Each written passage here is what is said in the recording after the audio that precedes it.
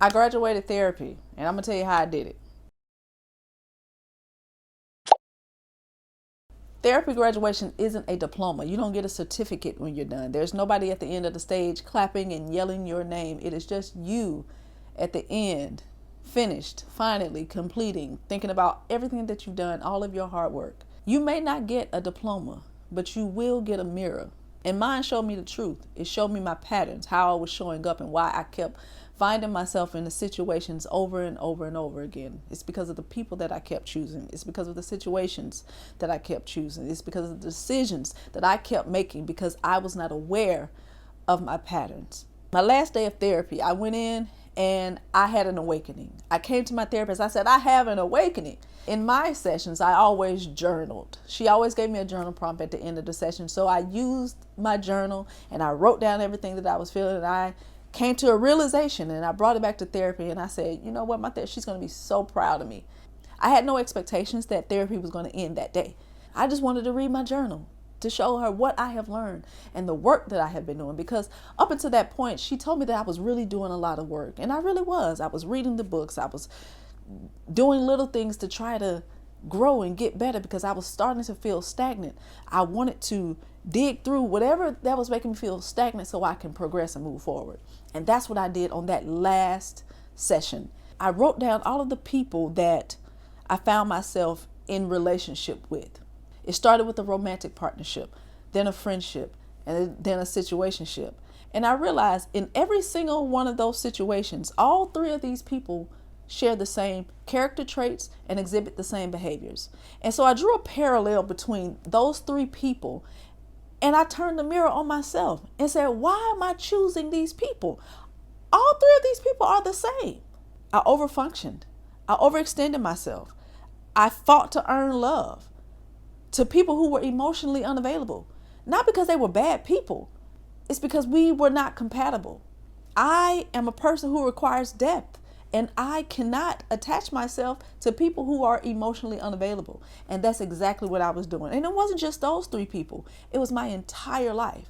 And if you know anything about therapy, you can always draw your patterns from your childhood experience. That's what therapy is about. It all comes from childhood. And so I already recognized those patterns from childhood, but it wasn't until I actually put it down on paper that I realized I am carrying all of those things into my current relationships, current friendships. It was the same patterns, just in a different person every single time. And the things were happening back to back. I was choosing the same type of person, whether it was in a romantic relationship, a friendship, or a situationship.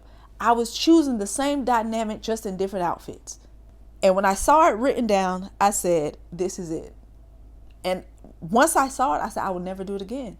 And that's not to excuse the behaviors of others. What I'm saying is, I chose these people. And we have to realize that the people we choose, even though they may hurt us, and even though they may be dead wrong, we choose them. And you have to figure out why you keep choosing them.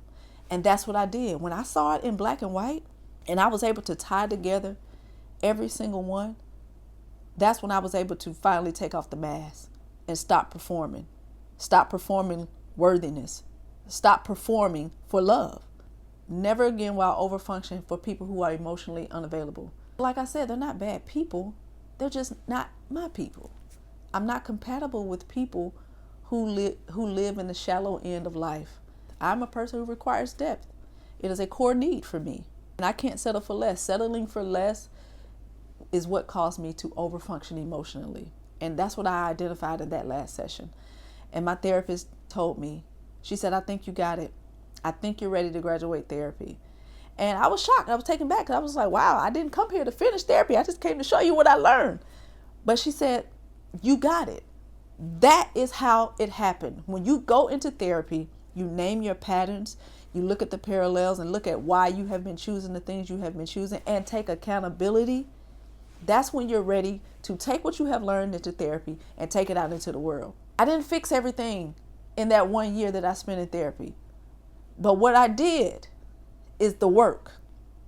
What I did is recognize myself. I picked up the mirror and I was not afraid to face myself. And that's what it's going to have to be. You're going to have to be able to pick up the mirror. I'm not a guru. I'm not a therapist. I'm just a person who went to therapy and took it seriously. It's all about willingness. You have a choice. Therapy is about making a choice. Therapy didn't make me perfect. It just made me responsible for my behaviors. What my therapist saw in that last session was me fully integrating the tools and resources and everything that she has told me over those 365 days and applying it. That last session was like tying a bow around it and saying, here you go, here's your gift. And your gift is you. I got me back at that last session, and I will never forget that day. So if you are a person who has gone to therapy or even completed therapy or in the process of therapy, tell me, what patterns have you picked up on in yourself, and what have you done to make significant changes as to not repeat those patterns again? I'm Kara, and this is Kara Speaks. I'll see y'all next time.